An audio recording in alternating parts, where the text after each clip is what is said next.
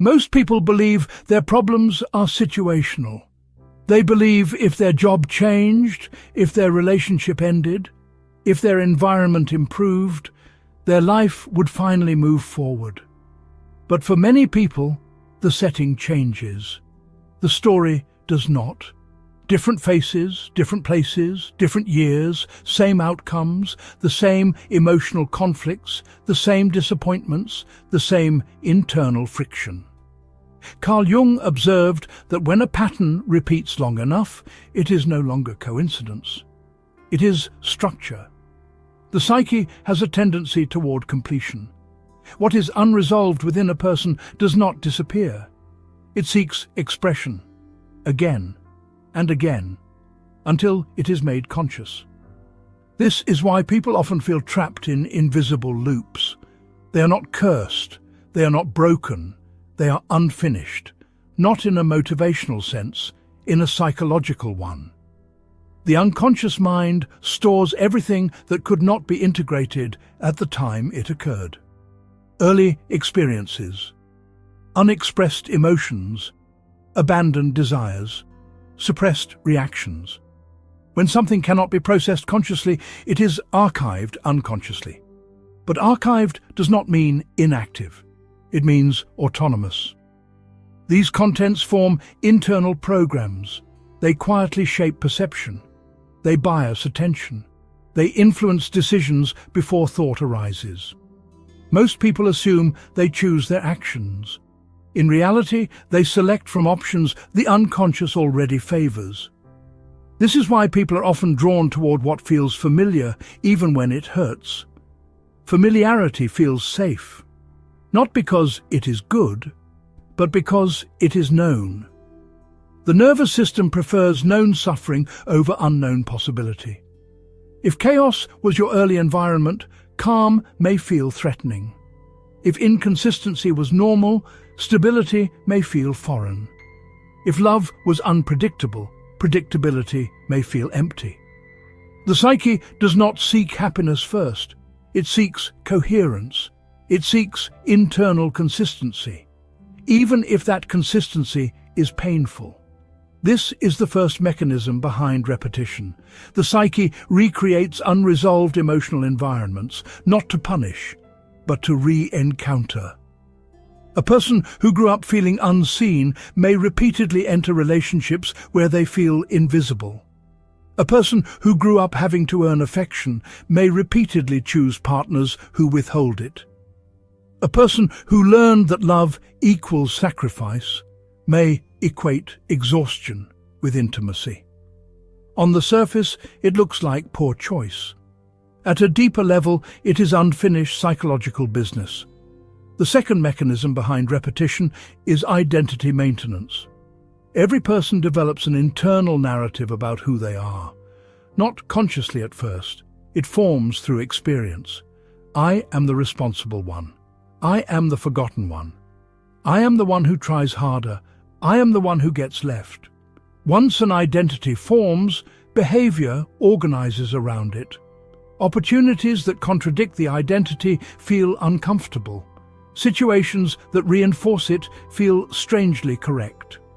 A person who unconsciously identifies as overlooked may sabotage moments of recognition. A person who identifies as struggling may feel anxious when things improve, not because they enjoy suffering, but because improvement threatens the identity structure. If the identity collapses, the psyche faces uncertainty. And uncertainty feels like danger, so the unconscious pulls the person back into familiar territory. The third mechanism is emotional imprinting. Strong emotional experiences leave deep psychological grooves, especially when they occur early in life. These grooves become templates. They shape what feels meaningful, what feels intense, what feels real. Many people confuse intensity with truth. They equate emotional activation with connection. But often, emotional activation is simply old material being touched. A person who grew up around volatility may associate love with turbulence. A person who grew up around neglect may associate longing with attachment. So they seek experiences that recreate the same emotional charge, not because they want to suffer, but because their nervous system recognizes the pattern. This is why people sometimes describe attraction as magnetic. It is not magic, it is memory. The fourth mechanism is avoidance of inner conflict. Growth requires confrontation. Confrontation with fear, with grief, with anger, with loss, with responsibility. The psyche resists this, so it creates external problems that distract from internal ones. A person avoids facing their emptiness by chasing relationships. A person avoids facing their lack of direction by staying busy. A person avoids facing their self-doubt by overworking. These strategies work temporarily, but they generate new problems, which then become the focus. The deeper issue remains untouched, so the cycle continues. The fifth mechanism is unconscious loyalty. People carry invisible loyalty to their early emotional world, even if that world was painful. Leaving it psychologically can feel like betrayal. If your family suffered, success may feel disloyal. If your parents were unhappy, happiness may feel unsafe. If struggle defined your origin, ease may feel illegitimate. So the unconscious subtly blocks movement, not to harm you, but to maintain belonging.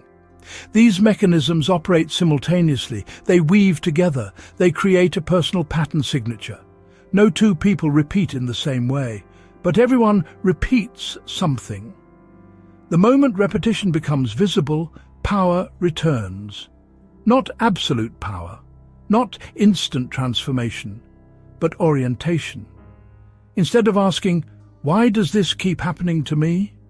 the question becomes, what part of me is seeking expression?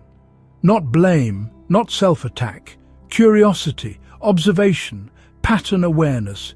You begin noticing emotional similarities across situations, not surface details, but inner tone. You begin noticing what you consistently avoid, what you consistently pursue, what you consistently feel afterward. This awareness weakens automation. The unconscious loses some of its invisibility, and what becomes visible becomes negotiable. Jung believed true change does not begin with force. It begins with recognition, not affirmation, not positive thinking, recognition. You cannot choose a new life until you see the one you are unconsciously living. Repetition is not your enemy. It is your psyche's language. It is showing you where you are unfinished. Not to shame you, not to condemn you, but to invite you into deeper contact with yourself. And the moment you start listening, the pattern begins to loosen.